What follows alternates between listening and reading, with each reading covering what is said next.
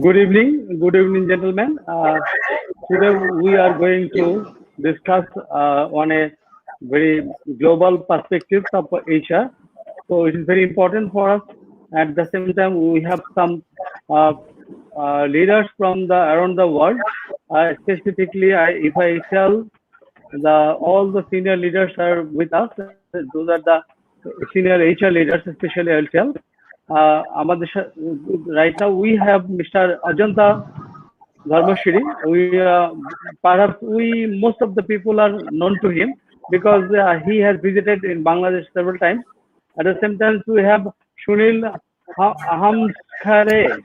Hamskare. Perhaps the spelling is something different.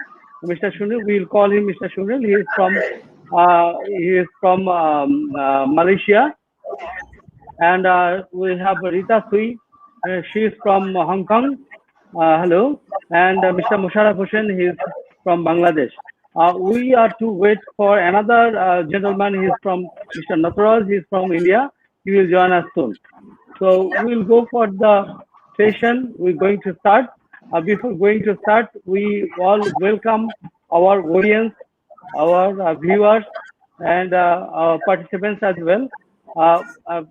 This is to tell. This is a session organized by MyJobs. MyJobs is a job portal, and I am Kamrujaman. The show is live with Kamrujaman.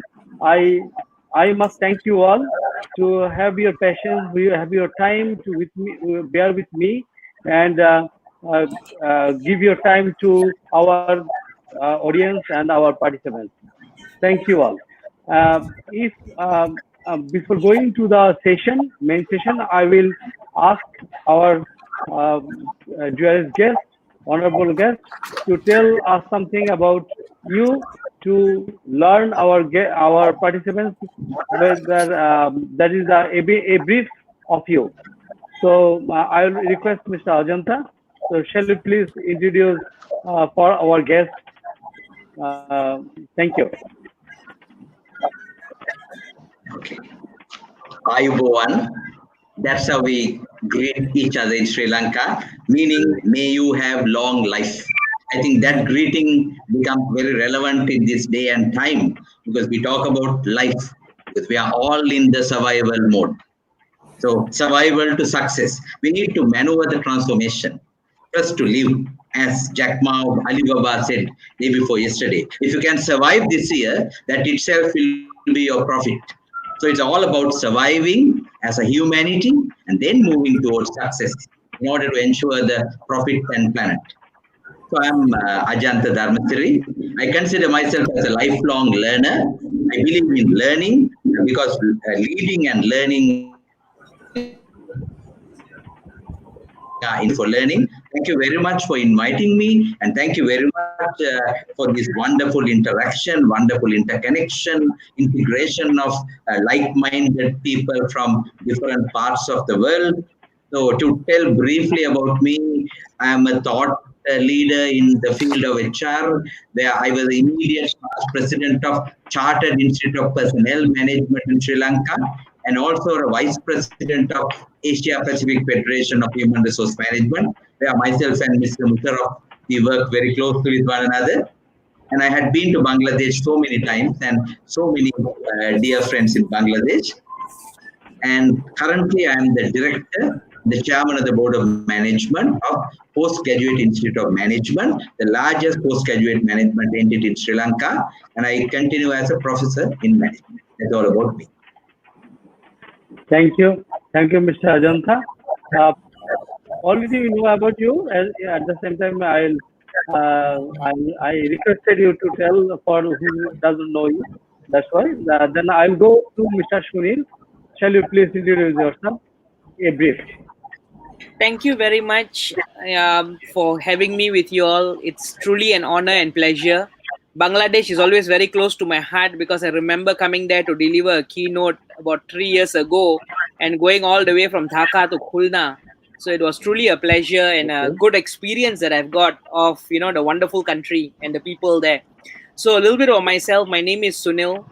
I am just a normal human being wanting to create a positive impact in people's life, as I've got a very simple principle. We have come to this world with nothing, and when we die, we will take nothing with us. What we will do is just leave our footprints of creating impact in people's life. And I always believe in one thing: let us enrich and empower as many people's life as possible. And my personal motto is, let's aspire to inspire before we all expire. So that's a little bit about me. At a professional front, you can go into LinkedIn and see who I am. Just the president of the Malaysian Association of Professional Trainers and Coaches, and I help a lot of HR leaders in the global arena to connect and create a lot of possibilities, because I believe HR are the heartbeat of organizations. And with that, thank you very much, and I look forward to this amazing conversation with all of you. Thank you. Thank you. You're most welcome. Then I will go to Ms. Rita. Shall you please tell us about yourself? Sure. Same as Mr. Sunil, it's really my pleasure and my honor to be here today to share with all of you about myself, and later on in this question and answer session about COVID-19. And my name is Rita Choi. I'm from Hong Kong. I'm the founder of APFHRM. And the reason why I found this APFHRM is that basically APFHRM is a human resources community to connect and also to engage all the human resources professionals in Asia. I remember that when I was working for regional manager for international companies, I had the pain of connecting with the right HR managers. That's why I decided that I should set up such kind of community so that all the HR managers in Malaysia can be connected, engaged, and to add value with each other. That's I think is very valuable and also meaningful. So on the day that I'm leaving the world, when I look back, I just saw that this is one of the meaningful things that I have done while I'm still alive. Okay, so and go back to my career life. I'm a human resources director of a conglomerate of Hong Kong, China, and Australia. And in my job, actually, I have a lot of experiences on different aspects of HR.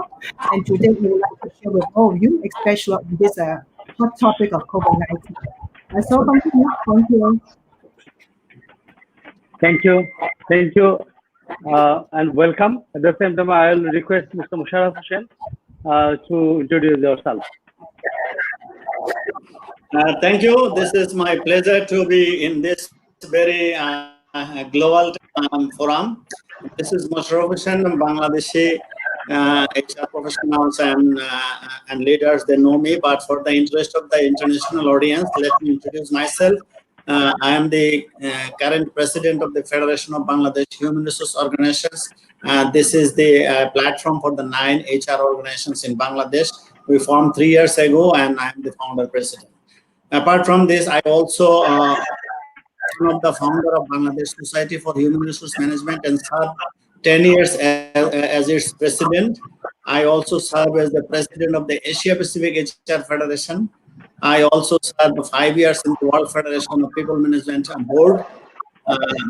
And I teach in the university like Ajantha. I'm the adjunct professor of the few universities. So, and HR is my passion.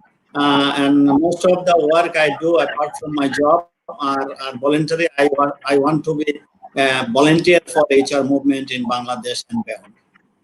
That's all. Thank you. Thank you. Thank you all, respected participants and guests, and at the same time the speakers, honorable speakers. The situation, the corona and the COVID-19, the crisis comes towards us, and it makes our life very difficult. As a professional, we are facing several problems. So today's session, actually, we intended to get the information, get the advices, get the role model from you, from the other part of the country, especially the South Asian countries. So you are our neighboring country. At the same time, there are the difference of the borders. So we want to share the knowledge We want to get the knowledge from you. The people of Bangladesh and the professionals of Bangladesh, they will learn from you. And at the same time, we can share our knowledge also, how we are managing our things, our country, our HR. So the question I will ask from my perspective, that if we can share each and everybody one by one. I'll go to Mr. Ajantha Dharmasiri. Can you please tell us something that the corona situation in Sri Lanka, how you are managing as a HR professional? What the crisis you are facing in Sri Lanka and for HR professional? Is it clear? My question is clear?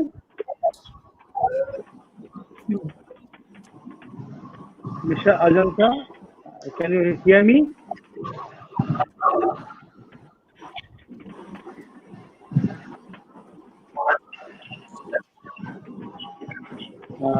Mr. Ajantha Dharmasiri, can you hear me?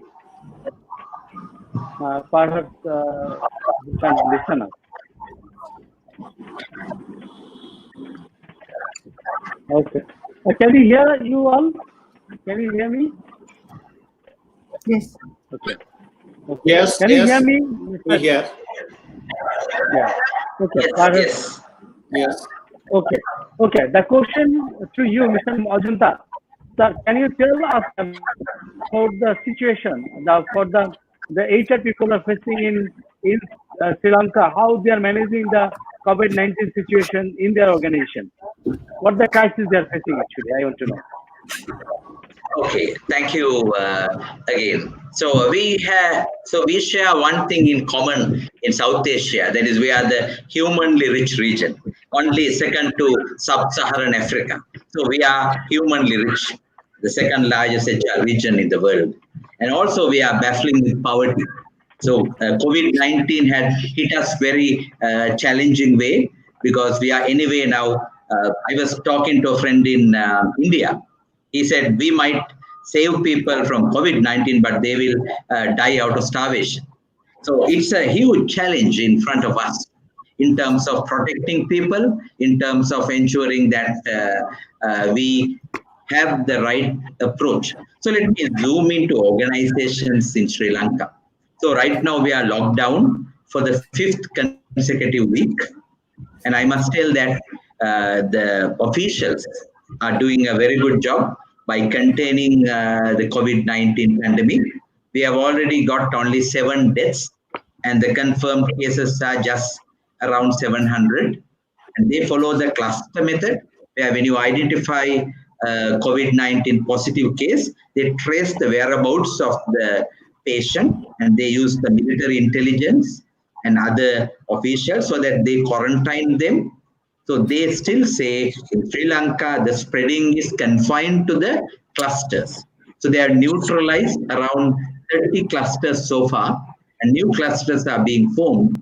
And now the main attempt is to stop any new cluster being formed. So that is one step before it gets into the society. So the social spread, touch wood, has not yet happened. So that is the basis of it. From the human resource point of view, a few things. First one, everything is changing. Even the rate of change has accelerated. So COVID-19 showed us the classic reality of change. I remember having a detailed, comprehensive annual plan, which I shared with my team on January 1st. And we revised it somewhere in February, but now all gone. It's a new normal. So what was relevant in January is completely irrelevant in May. So things are changing. So while things are changing, while there will be new norm, while there will be technology, while there will be new approaches to work, but one thing, changeless core, that is the spirit of people. That's a humanity. That's a human potential. So whatever the change happens, the changeless core remains in any organization. The bedrock of any organization is the most precious resource in any organization. That is human resource. The only resource that can take command and control over the other resources. The only alive and vibrant resource. Only resource that can think creatively and act committed. So my point is that that changeless scope has to be preserved. So I would advise, coming from HR background, don't take rash decisions, don't take naive decisions, don't take harsh decisions with regard to firing people, with regard to sending them home. It has to be more holistically looked.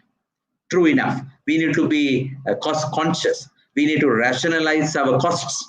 But people should be viewed more as an investment, because to revive the businesses, to resurrect the situation, you need people. You can't get rid of people and later lament that, oh my God, we lost our good people and now we have the business opportunity, but we don't have the right people. That will be too late and that will be a mistake. So I would suggest, step 1, connect with your people. Step 2, communicate with your people. Step 3, collaborate with your people. And those are the 3 critical steps. Connect with your people and get to know whether they are doing well, to see whether they are healthy, to see whether they are happy, to see whether they are safe. Because in this pandemic, no one is spared. It has not spared first world, second world, or third world. It has not spared educated people or experienced people. It has not spared with people who have money or people who are starving. It is a reality, including some heads of countries, including some celebrities, including some educated people. So you need to give that strong message, we really care.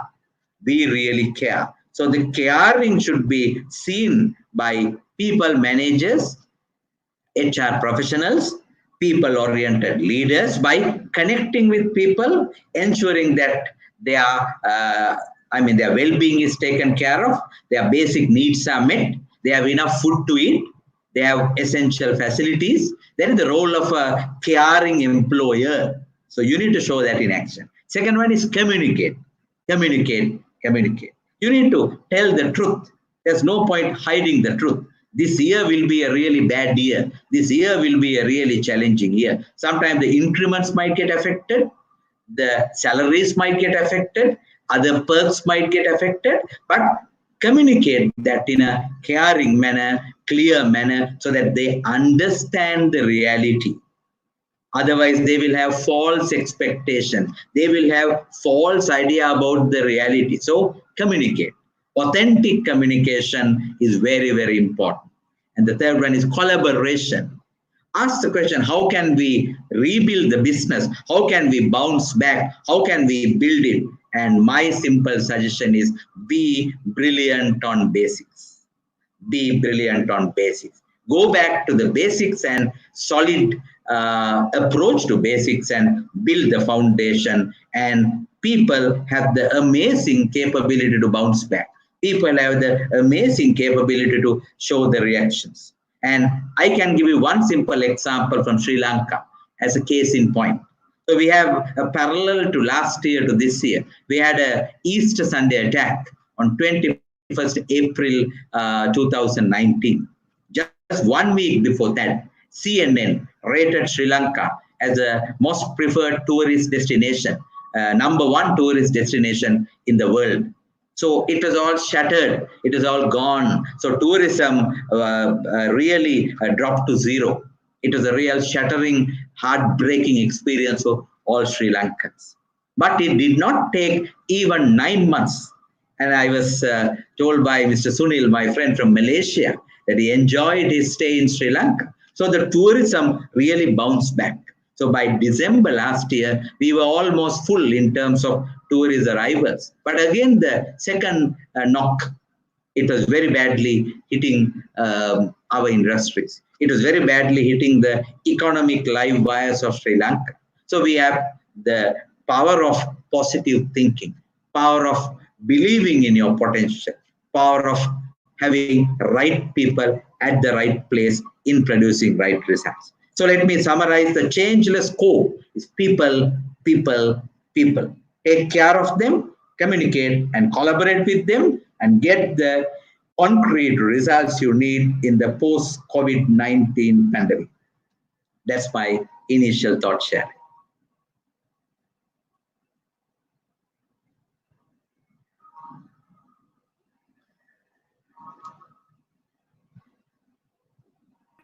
Sorry, you can listen. Okay, thank you, Mr. Ajantha Dharmasiri.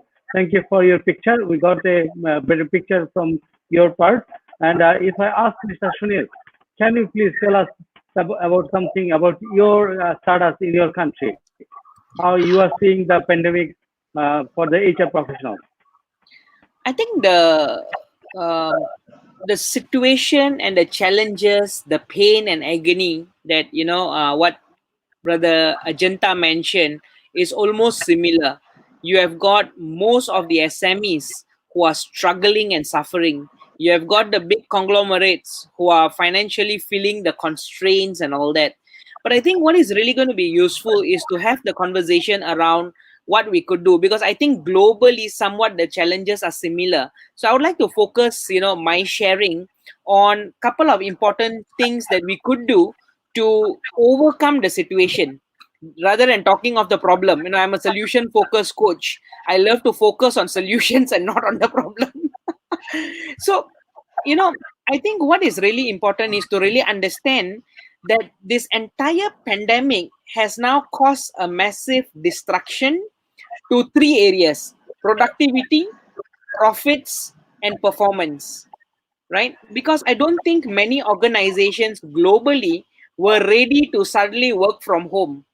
Some of my very close HR friends were sharing with me that they were actually in the process of empowering the senior leadership and wanting to go into this work from home, flexi working hours and all that. But not all organizations were ready for it.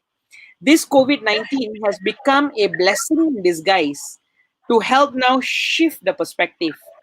So if we were to look at situation from a deficit lens, then it's filled with problems and pain.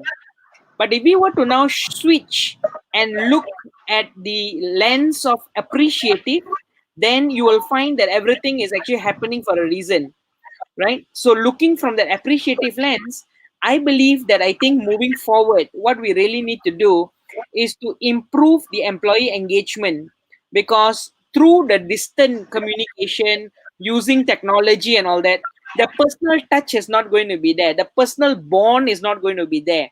So how do we shift and move to improving our employee engagement so that it becomes better? Number two, I think we need to start focusing on driving accountability.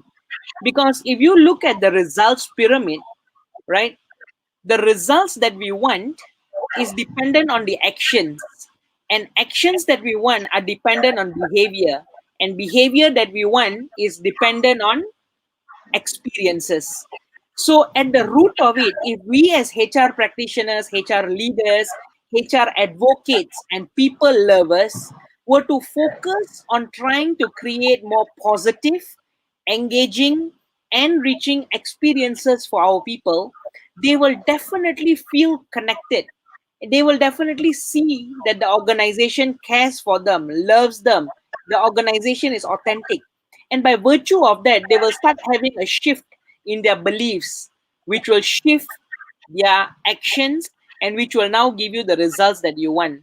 So I sincerely believe what we need to focus on as leaders is to shift the kind of experiences that we create for our people. Next is actually on trust, right? I think in this challenging time, one of the most important thing is to trust. Now, I would have given a task to, for example, Miss Rita being my colleague, and Rita will tell me, yes, I will get it done. Do we micromanage our people and make sure at sharp 9 o'clock the person is in front of the PC, and then you must on your camera so that I can see that you are moving and doing only our organization's work? Or do we trust them that we hold them accountable for what deliverables needs to be done and keep nurturing the trust so that they will deliver and hold accountability for it? And finally, it's the importance of being results focused. Those days, we are very focused on number of hours that people are clocking into the organization, right? I think moving forward, what needs to be focused is you were supposed to deliver 5 reports. Have you done the 5 report? Yes or no? Yes, very good. You took 8 hours to do it, or whether you took 2 hours to do it, that's your business. I think that sort of a shift in mindset and leadership is going to be very helpful to get us through these challenging times, right? So if I could recap, the formula is RATE, RATE. Number 1, results focus. 2, accountability. 3, trust.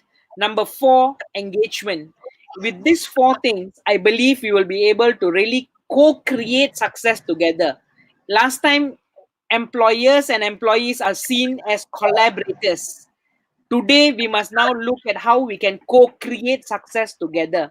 And with that, I thank you very much. Thank you, Mr. Sunil. We got a brief picture of you also. Ms. Rita, shall you please share your experience in your country, how you are managing things? Yes, yes. Thank you. In Hong Kong, for Hong Kong, the COVID-19 issue has been improving. We don't have any confirmed cases for a consecutive 14 days. So actually, the civil servants in Hong Kong will be back to work. Will be back to work in the office next week.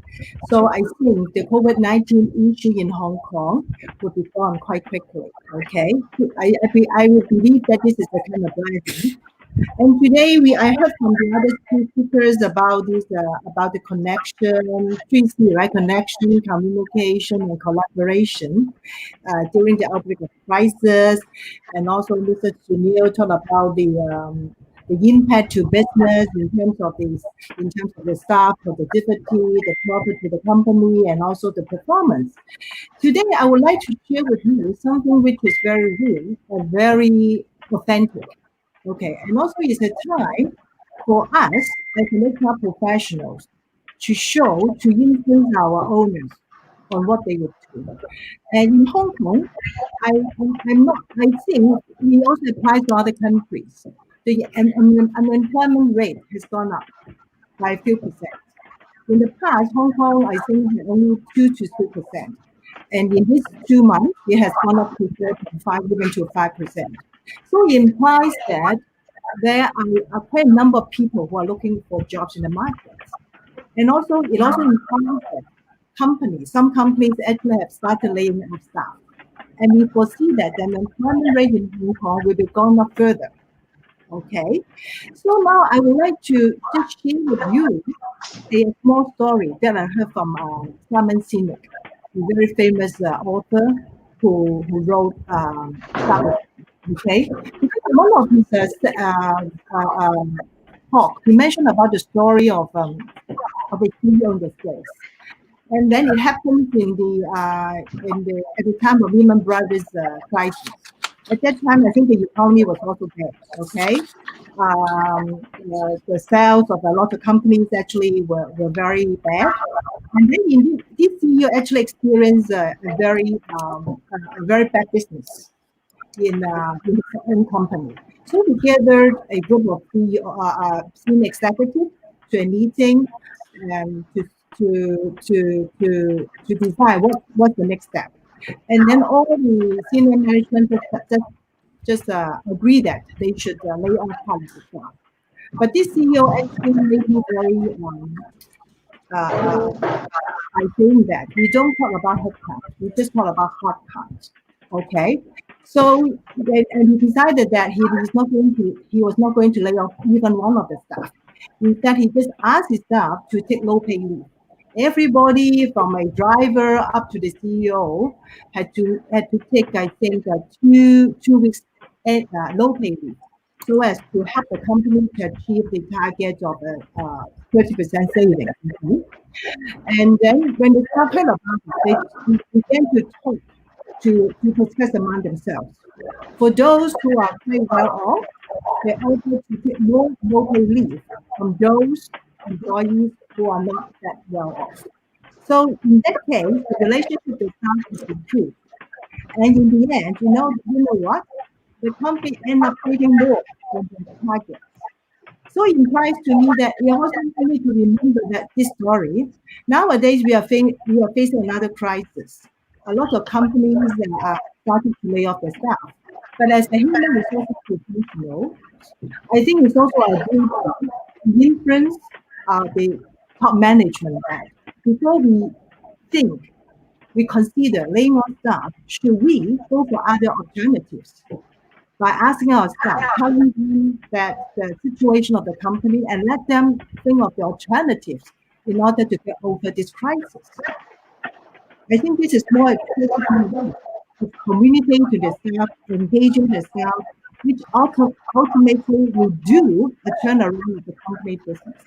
I always believe that letting go staff should be the last resort. Before we do it, we should communicate with our staff, letting them know the current situation and let them come up with their alternatives. If we are able to do it, we actually, when we are in the good times, the staff will really love the company. We will not consider leaving the company. I think this is a very good opportunity for us to engage our staff by showing to the staff that as a management, we listen to you and we won't let you go because of crisis. Because we love you, we really show it and do it. I think this is more important. And I also like to make use of this opportunity to tell all our human resources professionals that if your company do have this kind of situation, please show your influence to your management that letting staff go is the last resort. And I always believe that there are always more solutions than problems in this world. We should get together, think of solutions. By then, I'm pretty sure that it will do wonders to the company and also to the staff. And that will be my sharing of the day. Thank you. Thank you, Mr. Thank you, Ms. Rita. Very pleasure to us to learn about your country and your advisors. This time I will ask, request Mr. Musharrof Hossain to summarize the speaker's thought and what we are doing in Bangladesh. Can you please make a brief on us to us? My part is, as I expected that you will summarize the speaker's things and compare with our country's situation. Okay, thank you very much. First of all, I'm very pleased to hear the situation from Sri Lanka, Malaysia, and Hong Kong. And of course, we all aware about Bangladesh situation. So more or less, the situation are same because of the neighboring countries and other similar cultural practices. What they have covered mostly that this is the time, a very challenging time for the HR professionals because the employer and the owners of the companies, and they see a great loss of their business. But my point and what I have learned from the speakers also, that it is the human who make the company profitable. It is the human who make the company successful. It is the human who make the company competitive over the other company. So we should not forget. And this situation is an unpredictable situation, and this is happening across the world. 210 countries are affected, so we are not the only one. The issue here is that these people have been employed for so long time. This is any pandemic situation. They don't last for long time. Maybe 3 months, 6 months, things will be normal. Like SARS virus, Nipah virus, and everything was a problem, and now it is. What I hear from the esteemed speakers that they are managing, and we are also managing. But if I go back to your topic, you said that what are the global challenges of the HR professionals? I think I should focus on that. As HR professionals, we actually make a balance between employers and employees. And this is the time both groups are in a problem. Employers, they do not have their productivity and income, and employees, they're in a disaster situation. You see, the employer and employees partnership is not for a specific period. This should be a long-term commitment. So most of the organization in Bangladesh, except few unethical practice, are managing somehow. They are not firing their employees. In some cases, it is happening, but our government is giving a lot of incentives in different sectors in order to keep it up. I have found, compared to other countries, our government is also doing excellent job in order to supporting in each and every sectors. And if you see, even in the managing the COVID situation, this is still very much appreciable compared to other countries. So going back to the challenges of the HR professionals, I think this COVID situation also given us some opportunities. As many of you know that I write regularly from working from home, integration of IT into the business processes. So this situation has given us the opportunities to really test it. Now that most of us are working from home, we are producing things. We forget the layers in Sri Lanka, India, and Bangladesh. What we see that we have a very hierarchical, tall structure organization. So this situation has taught us that we don't need a very tall structure. We need a flat structure. We need IT integration into the business process. We need the flexibility in the work process. We need work from home. We need to work from across the world. So that is an opportunity. So what, as a professional, we have to perform a mediative role between employers and employees. We have to make the employer understand that, look, this situation will help us to learn how to work differently. Sunil has rightly mentioned that instead of making us accountable to the attendance, we should be making us to the accountable to the result. If I can produce the result in 2 hours or 3 hours, the result and productivity and output, and that output is, if possible, from 3 hours, 4 hours, or sitting at home or working from anywhere, there should not be any problem. And this way, this situation will give us a challenge, but this will also give an opportunity.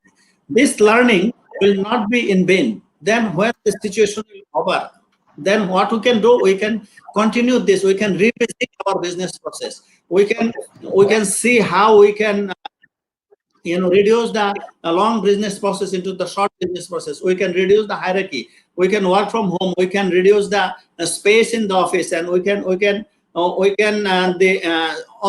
see that how we can collaborate with each other. So as HR professionals, our challenge, I think, that to play a very mediative role, working with the employees, that, look, this is a crisis situation, you should also help, and employers also. There are some good examples also in Bangladesh. There are some employers, they have paid 2 months advance salary and said that you take care of yourself. Once situation is over, we can overcome that situation. That kind of good example also in Bangladesh you have seen. But some bad example also reducing salary. But you see, this is again is a HR challenge. If the employers just for 1 month or 2 months they reduce the salary, that what kind of relationship employer and employees are maintaining? You see, it is not a relationship. If you feel for me, I will feel for you. I'm in a crisis and you have just straight away reduced my 50% salary, then what kind of commitment and dedication you are looking from me?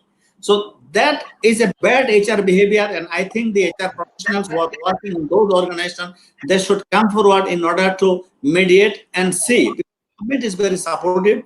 Our HR professionals groups are, there are a lot of associations in Bangladesh. On top, our federation is there. We are working.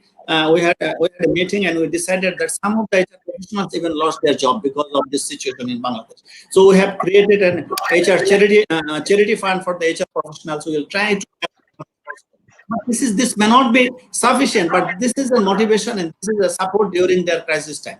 So we are really in a challenging situation, but if we work together, work professionally, and try to convince the management that it is the employee who can give you double productivity, who can help you to overcome the situation. You support this when they are in a crisis, and employee support. So this is what our role should be, and this is not a very easy task. Not necessarily that all employer will just listen to you, may not listen to you. So this is where our challenge is. We have to convince, we have to motivate, and we have to also take some government support and the support from the HR association and HR federation in order to help each other. But my bottom line is that what situation Hong Kong is facing, what situation is Sri Lanka is facing, or Malaysia is facing, our situation are same. But this is a challenge for HR profession, how well we can make a balance between the employers and employees. We often teach, I also teach in the university, we often teach the good employee relations. And this is the time to show that HR professional can mediate a good employer and employee relationships. Only then this situation will be overcome, and we can commit our support and dedication to work when the pandemic situation will be over. Thank you very much. Thank you, sir. Thank you. Thank you for your space. Within the discussion, we have come few things like the work from home kind of thing. A new thing is coming up, the work from home. As long as we, the country in Bangladesh, we are not practicing work from home. In your countries, I will ask everybody to share your knowledge, but at the same time, I'll start with Ms. Rita. Can you tell me how you are managing the work from home kind of thing? And due to this corona period, it is coming up very, is make noise to us. Can you share your knowledge to us?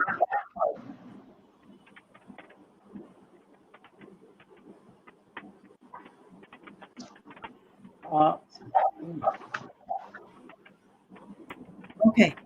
Working from home actually has become a norm. I think not just in Hong Kong, but in other countries. My companies are no exception. For me, I'm not a micromanager. I don't want to be a micromanager. I trust my staff, but at the same time, I also set a system for them to follow. Basically, we are very clear. We are result-oriented company. We let our staff know that what objective that they have to achieve, what are the timelines that they have to achieve. Okay, so they are very clear on what their role is, what they are supposed to achieve, and also the timeline. And once they know about it, then they just perform their role at home. And because we do on a trust basis, we don't want to call them just to inquire whether they're working or not. For me, I think it really doesn't really help. So we just trust each other. We tell them what our expectation on them, what are they supposed to do every day, and then we just do it from there. And then of course we have the support from the company in terms of their facilities and so forth. Like they can have access to their files on the shared drive, and also they can attend video conference from time to time if we need them to have meetings. So we have all these facilities in place. At the same time, we tell our staff very clearly that what we expect from them, what are they are supposed to achieve during this period of time, and we trust them. We still care for them, and we are always communicated adequately, not to over communicate, but at the same time not to under communicate. So I think it's a great opportunity for us to try out this new way of working from home, right? Because in the past we also heard about that, but now because COVID-19, we have very good experience about that, and we don't see any negative impact of actually, going forward, I think we will consider having staff working from home, because the advantages are that we don't need to have all the staff working in the company, in the office, so as to help us to reduce the rental. And at the same time, we also go for a new way of management. So I always see opportunities in a crisis. And for us, working from home seems to be a next positive way of driving our staff to work, to perform with a very good system, and also we need to trust each other and communicate adequately and sufficiently. That would be my sharing. Thank you. Thank you. Thank you. It's sharing for your knowledge. Can you please, Mr. Sunil, can you tell us the work from home, how you are managing in your country? And what is the challenge you are facing in managing this work from home thing? Right. That's a very good question. And I think, the one point I want to first make is, like how we acknowledge and respect the doctors, the nurses, and all that as the frontliners who are now saving the nation. I think, and I'm very, very confident, the HR are the heartbeats, that is the frontliners that is saving the organizations, And I think what is really very important is to understand the different individuals would have different challenges. To some people, working from home means going in for meetings, getting work done, having a little bit more time to cook, having a meal with the mother, father, family members, and then coming back into a meeting room and then getting work done and all that. But to some other people, it could be a crisis, right? Maybe having an ill family member, having children who are running around, one of my very, very good friends, we were in a very important board meeting, and suddenly the daughter just runs in and sits on his lap and papa, papa, papa, papa, right? So now, if we are not accepting, if we are not okay with that, then it's going to create a little bit of stress and tension to the individual. But in the event we are like, okay, fine, we are a group of board of directors or, senior leadership team. And if somebody's child just comes up and starts saying, hello, uncle, hello, right? Are we going to start looking down on them? So if we start accepting, I think it's going to be a lot more easier, right? So I think the most important thing is to be accepting, practicing a lot of empathy, being understanding, and recognizing that one person might be very happy working from home, the other person might be struggling because of a lot of distractions. Working from home may sound a lot more fun, but I've spoken to at least about 60 to 70 HR leaders in Malaysia who are friends, and I think almost all of them told me the same thing. It's far more stressful. If you are in the office, you are now going to be talking to people, human beings. Now, here we are connecting with one another, and I'm now talking to a machine, right? The amount of energy I will need to induce so that you will be able to receive that energy is probably double because of the cyberspace that takes away the energy. 3, when you are in person, when there is laughter in the group and there's a lot of fun in the conversations, you will find that you are absorbing the positive energy and vibes of the people. So these are the differences that we need to acknowledge, appreciate, and move forward accordingly. The one thing I hope that every organization be very mindful is the cybersecurity part of it, yeah? Because we have had one or two organizations which did work from home and then realized some of the communication tools that was being used could lead to hacking, and data leakage could take place and all that. So be very mindful on these technicalities and all that. So that will be some challenges to be mindful about, as well as some ideas on how you can overcome them. At the end of the day, focus on the results and give the flexibility. Somebody might not be able to really work during the working hours because the children are at home, for instance, right? During the lockdown period like now. But they might be able to do work after 8, 9 o'clock when the child goes to sleep. So it's perfectly fine. And I think that flexibility and trust must be very much prevalent in the relationship. That's my thoughts. Thank you. Thank you, Mr. Sunil. I'll go to Mr. Ajantha. Can you tell us something that the health and hygiene policy of the existing companies, I mean the existing policy in the companies we are maintaining, and the crisis is coming towards us on this pandemic situation. So how we can address this health and hygiene factor? Do we need to devise new kind of policy or new kind of guidelines is there to maintain this health and hygiene things in our organization? Because the people, if the people got sick, then how we run the organization? So we need to take care of our people first. Please. Yes, I think that's a very, very relevant question. Thank you. So the first thing is it's a new situation. It's a new set of opportunities, I would say, to ensure safety, health, and environment. I think we need to have better approach, safety, health, and environment. Okay. So, for example, taking a very practical scenario in a bank branch, I have seen the security guards are given thermal testers for them to keep close to the forehead and to check the temperature meters. And then if the temperature is high, they're not allowed to come into the branch. So the standard operating procedures have been developed for them to handle if the temperature is high, what should they do next, and so on and so forth. So a clear set of guidelines in the current crisis, and then perhaps some policy implications with regard to revisiting the safety, health, and environmental policies of any organization is an absolute must. So few factors that you need to keep in your mind, you need to consider. One is the industry-specific scenario. Certain industries are more volatile, more vulnerable, and you need to keep that in mind. For example, you can't compare construction industry risk versus back office function where you are more doing like a call center type of operation. So you need to look at the level of exposure and the number of people involved and the risk factor that you can look at. So there are various factors that you need to keep in mind in developing. So I would say it's not just a simple activity that needs expertise and that needs careful thinking.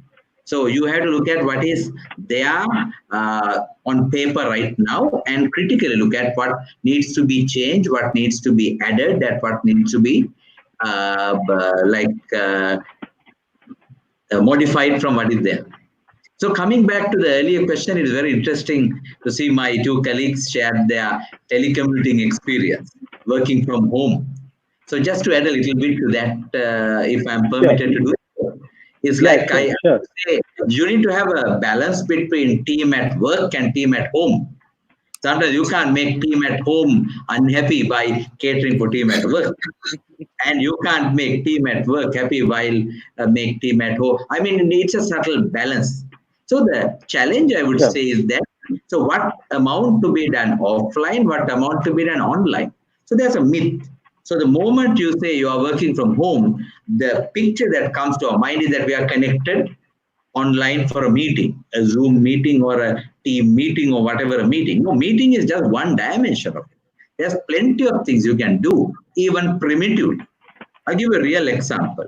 There's a not so tech-savvy company in Sri Lanka where they had this dire need to get something done. So what they did was they asked the office computer with permission to be taken home by a person.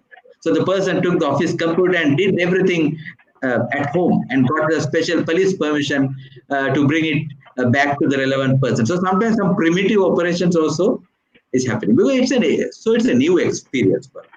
So working from home and ensuring the right results. And I fully agree with Sunil and Rita. It is the delivery that matters, not the duration that matters.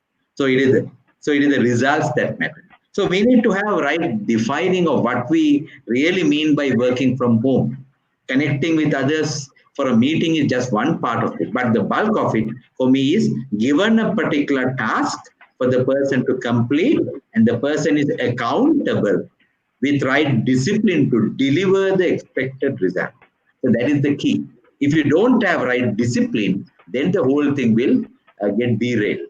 So inculcate that new discipline in the post-COVID-19 era is something extremely critical. I think that is something in our part of the world, I'm being ruthlessly honest, we need to improve our discipline. When the police announces we need to wear a face mask, there are people who are doing that only when they see a police officer. So then the police officer says, it's not for me, it's for you, it's for your safety. You have to wear the face mask. So we do things just to compile the rules, but not to see the reality. So we need to have that, some say you need to have hand wash, but I think they need to have a brain wash more than the hand wash. So it's really, Very good point. Right. something important. Excellent. Excellent. Thank you. Thank you. But don't you think these the social distancing kind of thing make crisis for the organization? How they can accommodate this distancing thing?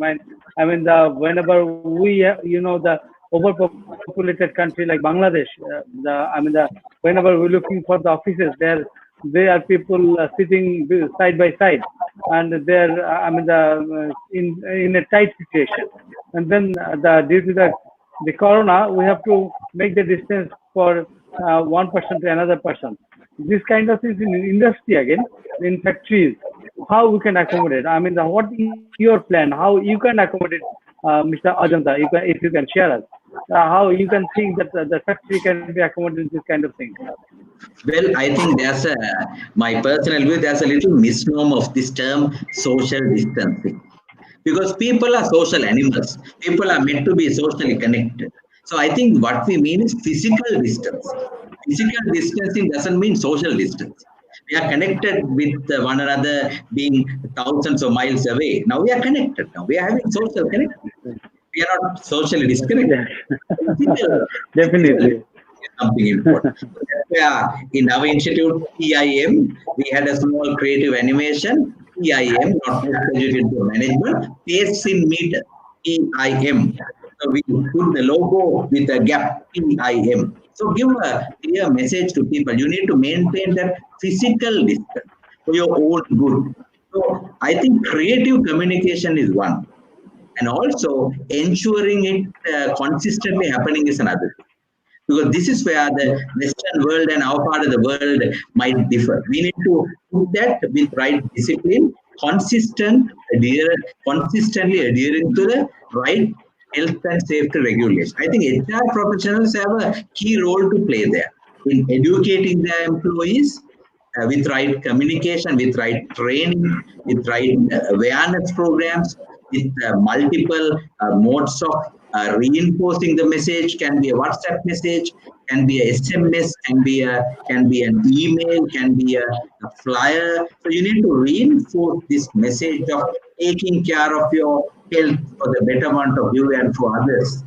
Plenty of powerful messages to be given to reinforce the message of staying hygienically right, and to ensure that we go through this pandemic and we get the better of it, and we are back to new normal. Thank you. Thank you. So, Mr. Musharrof Hossain, sir, can you please tell us that the crisis we are facing right now, and this kind of things, new things like home office, like social distancing kind of things, in a situation in Bangladesh, and compared to their countries like South Asian other countries, what the challenges we are facing right now and how we can overcome? You heard all the discussion regarding this issue.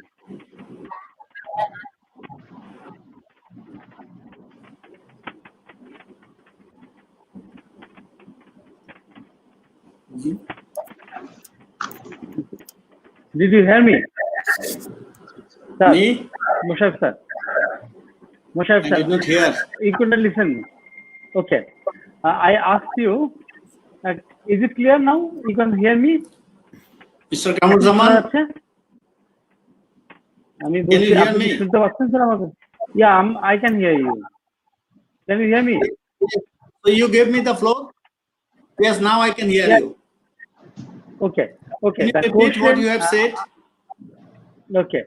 I said the experience they have shared regarding home office, these new things, health and insurance issues. So how we can face, and what is the standard? What stance we are right now? How we can manage and getting the experience of them. What is the challenge we are facing and how can we overcome those challenges? Okay, thank you very much. I think first issue is we have to change our mindset. We have to change our attitude. If you see, in most of the cases, people are walking on the street for nothing. unnecessarily, they are just out of curiosity, they are going to the street to see how many people are working. So those kind of curiosity and mentality you have to change, first of all. Second thing, that we have to raise the awareness among our people, and HR professional has a great role here. And in terms of occupational safety, health, and in terms of health and hygiene, whatever you discuss, all comes on the HR professionals. So what I have just learned from Dr. Ajantha, Sunil, and Rita,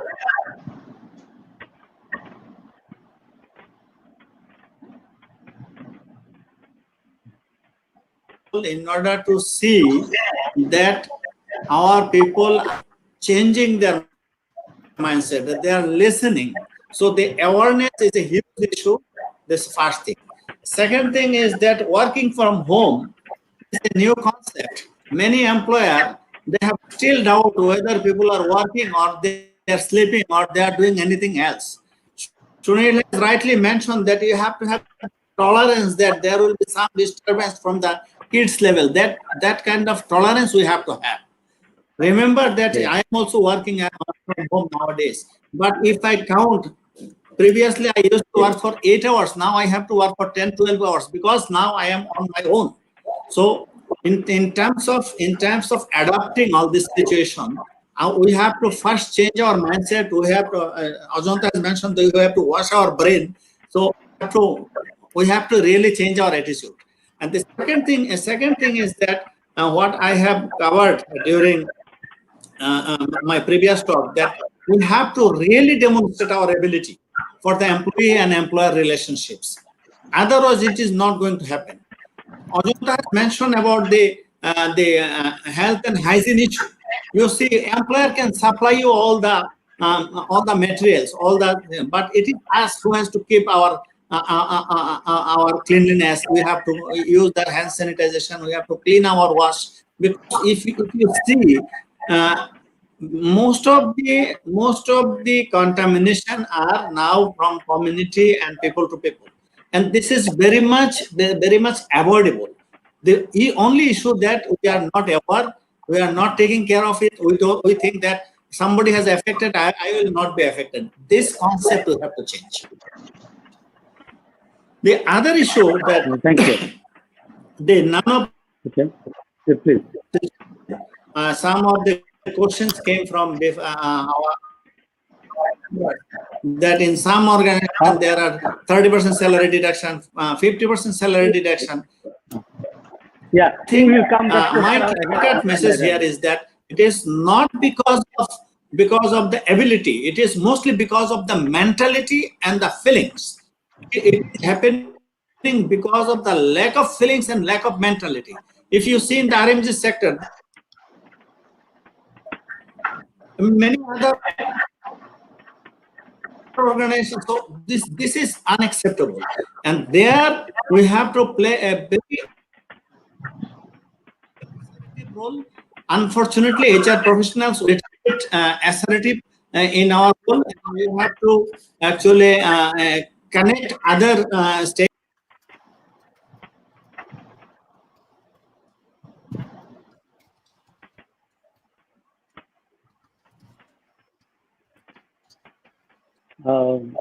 Sorry, the connection is disconnected.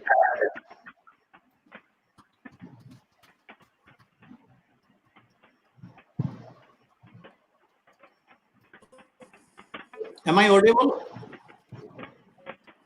Am I audible or I lost? Yes. Now you're audible. Right now is okay. We missed something. Okay. What I am suggesting that in your future talk, let us have a employer and HR professional together, and I am willing to participate in one of the talk. So if we discuss 1,000 times, nothing is going to happen. What we have to do, you have to bring 2 employers and 2 HR professionals. We sit together and then we discuss that and we have to reduce the gap. If we cannot reduce the gap, if I just talk, who is going to listen? I don't see anyone listening as from the employer side. It is the HR professional. It become a one-sided talk. It is not going to change the situation. My suggestion in your future talk, whoever is organizing this kind of webinar seminar, that should be a mixed group, employers and the employees and the HR professionals, and then the message will be passed through. And if possible, also bring the policymakers from the governments, from the FBCCI, from the BKMEA, BGMEA. Then it will be a fruitful discussion. Then we can argue, we can give our rationale. Only then the situation will improve. We can have a very nice talk. Everybody talked very nice, but who listened? Nobody listened it. And this is the end. The session is over, everything is over. So we have to take it further to the employer, to the policymaker, so that our logic, our justifications, our views are shared with them, and of course they will be convinced. So I think the takeaway from this session is not only in Bangladesh, in Sri Lanka, Malaysia, Hong Kong, or Singapore, India. We should closely work with the employer and the government and the policymakers and try to explain them why this will be supporting, because whatever business has growth, whatever profit they have made, it is due to the people. Machine and other things has the fixed capacity that did not help so much. It is the people. So we are in a crisis. Let's work together how we can overcome the crisis. And in this process, if you want our HR professional body and the federation to work also with you, we are with you. Thank you. Thank you, sir. Thank you, sir. We have some questions from our viewers, so we'll go for those questions. There are few specific questions. There are some comments. We can read these comments, and the question will read, and if it is answerable, we will answer the question. If I go for the first one, you see on your screen the Mr. Mahbub Prince. He said, "What a nice program. Thank you." Mr. Sabina Yasmin Nadia, he says this is a great initiative, sir. Thank you. Mr. Sushanta Dhar, he's telling he's watching. Thank you for watching this session. This time, Ujjwal Hussain Shadal, nice comment, sir. Thank you for your watching, being with us. Liton Shah, he's telling great job. I'll go for the next. The Maria Janice. Hi, Miss Rita, and two other esteemed speakers. Perhaps she is known to you. Okay. Thank you, Rabiul Islam. Sui, you are breaking. Sound system needs refreshment. Perhaps it attended your attention. Your sound is not clear to him. Okay. So, Mr. Abdul Salam, sound is not up to the mark. Perhaps there are some disturbance due to the network. You know, the network is very jammed. I mean, everybody is using this kind of system, so everybody is on the internet. So it may make some crisis. Fairuddin, he said, congratulations. Maria Janice, there is a background noise. There is a background noise. Perhaps any of our computer, he is listening this noise. Rabiul Islam, please clear background noise. Perhaps there are some obstacles, the disturbance to listen. So we must try to overcome this problem. Mona Chaudhary said, great, thank you. Then Mahabur Rahman said, hello all. Mahabur Rahman, good to see Sunil Hamsekar. I mean, Mr. Sunil, perhaps he knows you. Yeah, yes, I know him. I just sent him a WhatsApp message. Okay. Nice. What a nice program, sir. Then Mr. Qazi Mohammed, he is the president of board. I said he managed this time to work from Bangladesh.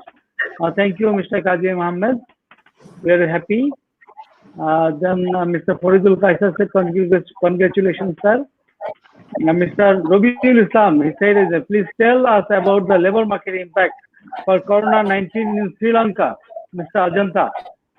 If you please tell us very briefly, what could be the labor market in Sri Lanka? Well, I think I briefly answered in my previous introductions. Give a very brief answer. It has been significantly impacted, particularly to the small and medium scale enterprises, which contribute to 52% of the Sri Lankan economy. And the economic growth has been reduced to a minimum of 1%. So the forecasting have all been readjusted. So there's a dire situation with regard to small and medium scale enterprises. And also the labor market is very, very volatile, and also particularly in the apparel industry and also in the tourism.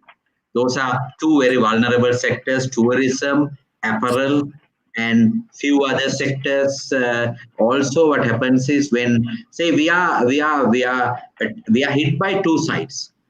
The companies who are more export oriented, the global market also has shrunk. The global economy will grow only 1% this year. So when the shrinking global economy, your export income is affected.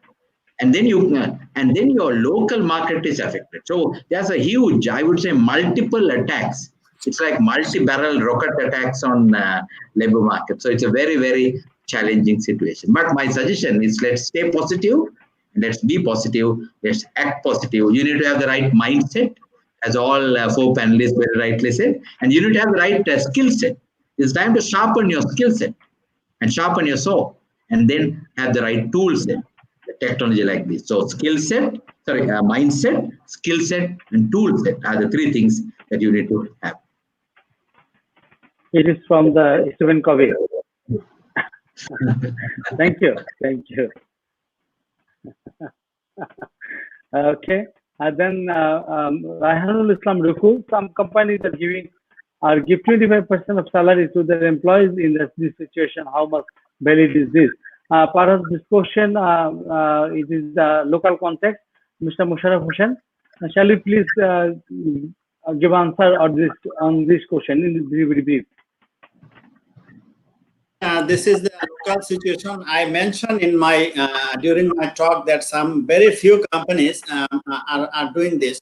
First of all, this is not valid. This is not ethical. This is not socially acceptable. I am in a crisis. I have been working with you for last 10-20 years, and I am in a crisis for 2-3 months, and now that you are putting me in a starvation situation.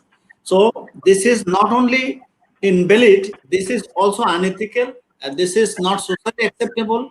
So whoever is doing this, I think they should think, and this is also not acceptable in the eyes of the law in Bangladesh. So we have to really take care. Whoever working in those HR, those companies, they should take it up, and if not possible, then we can jointly move it. Because in this crisis, you just cut 25% salary. Oh no, giving only 25%. So that means I'm the half star. 20%, 75% deduction. 75% deduction. This is unacceptable. Even if it is a 5%, it is unacceptable. No good companies in Bangladesh are doing this. Whoever is doing, I cannot rate them in a good category company. So I'm very sorry. I really condemn as the president of the federation that this is a very unethical, unrealistic, and illegal kind of activity. Thank you, sir. Thank you. I have a supplementary thing to this question, because perhaps there should have a safety fund for the employees. That is a force fund to the government. They can reserve this fund to the government every month and like monthly basis for this sort of crisis. Perhaps this kind of proposal can be put to the government. Thank you. Then I will go for the Mr. Bhaskaranjan Shah. He said, what about thinking of Employment Act and get it checked with the SAARC countries whether it is prevalent or not. So this is a thing, actually there is a context because we have the law that is actually for the labor law. That's for the labor. There is a confusion who are the labor, who are not labor. So in this context, there is a thing coming up, the Employment Act. I mean, that is for all. Whoever he is working in the organization, whether he's a labor, I mean blue collar employee or a white collar employee, they should come under this act.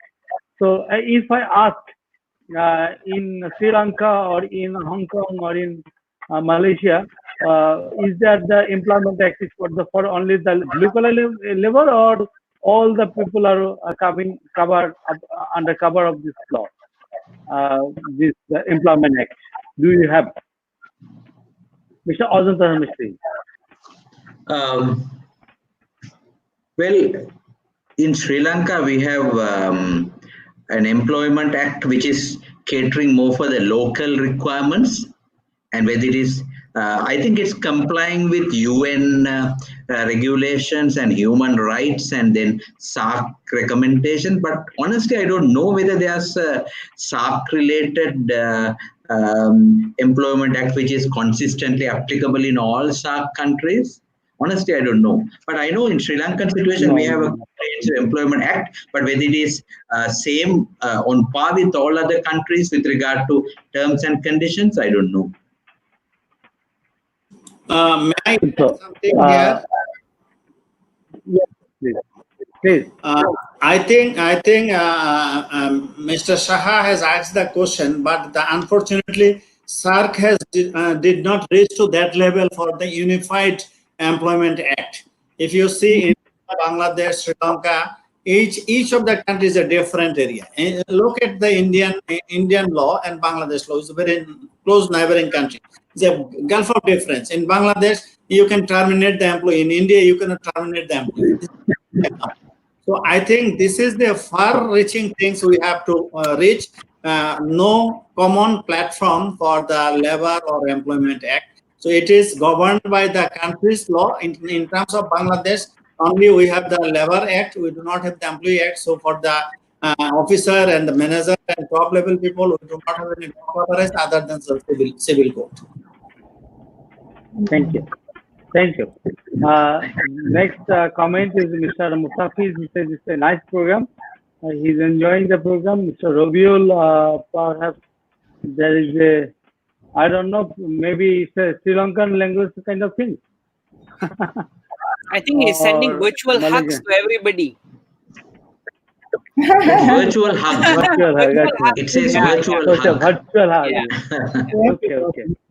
Okay. Virtual You hug. got this. Yeah, virtual hug for everybody. You got this. Yes. Okay. Then good vibes. Said Mr. Jahid Ali, Muhammad Jahid Ali, Sheikh Alam Goni said so, great initiative. Mr. Hossain said good commenting. Thank you. Rabiul Islam said sound breaking still. Perhaps still the sound has some problem. Sorry, we are due to the technical things, we cannot help us from this sound problem. Anita Margaret Rosalia's sound is not clear. Sorry, we are really sorry because due to the technical error. Munjur Islam, he said, I'm from Bangladesh. My question, how is in Bangladesh should control our labor in the RMG sector in this COVID-19 situation? Our Honorable Sir Musharrof, please give us your important answer. Sir, it is on the RMG industry. So due to this corona crisis, RMG is a vulnerable area. He wants to know something about on it. Okay, thank you, Manjurul. He is also my student, so thank you for seeing you. Yes, in the labor-intensive company, it is affecting most. In the labor-intensive company, because they cannot work from home. This is the really a big problem, and that's the reason our government has given the incentive. So, if you see the government incentive, government support, and the behavior of the RMG employers is not going together. It is totally contradictory. There are, in Bangla, we call the pranodana in English, that incentive, special incentive from the government. So what is happening, I think, if I again mention, this is a purely not feeling for the employee, it is a mentality issue, it is a huge attitudinal problem, and it is the pure kind of the personal administration concept that you have no work, no pay. So that cannot be. this RMG sector is a 30 years old industry. So there should not be this kind of malpractices. So I think through this question, he is opening a great windows of thinking that whether RMGs are in any control. Because if you see, this is the sector who is bringing the second largest income in the Bangladesh. On the other hand, the behavior of the owner and investor to the employees during this crisis is totally unacceptable, and there's a reason I mentioned that we have to also bring the RMJ sector office bearers and also government in our discussion, because this situation is not going to change. Thank you. Thank you, sir. The next comment is there to watch Mr. Musharrof Hossain, sir, and Dharmasiri and all the session speakers. My question is, what will be the overseas job market situation after COVID, especially for those who are called remittance warriors of Bangladesh, especially Malaysia?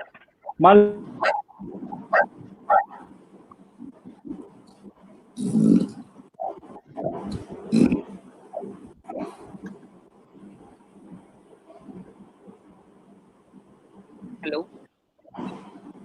Can you all hear me?